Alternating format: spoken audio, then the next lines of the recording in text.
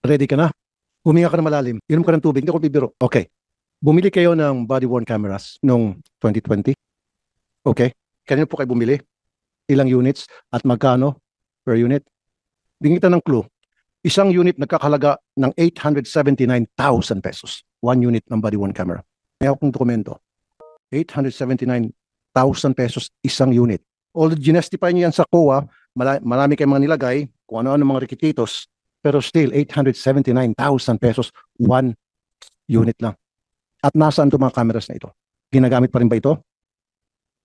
Tama po, Your Honor. In fact, meron po tayo sa PPA po na tinatawag po nating National Port Surveillance Center po. Meron po tayo, ito pong body-worn cameras po natin, integrated po ito doon sa regular po nating surveillance system sa CCTV po. Ito po, dala-dala po ito ng mga port police po natin, Your Honor. Sige, integrated, etc. Pero 879,000. Come on. Your Honor, with your permission. Ipaliwanag ko po, Your Honor. Ito pong procurement po na to, dumaan po ito sa regular pong proseso ng under Republic Act 9184. At katulad po ng iba pong procurement po ng Philippine Ports Authority, Your Honor, whether infrastructure po or goods po or equipment, hindi po tayo nagbabayad ng advance payment. Sir, ang pinag-uusapan dito, sobrang overpricing, immoral na ito. Skandaloso na masyado to.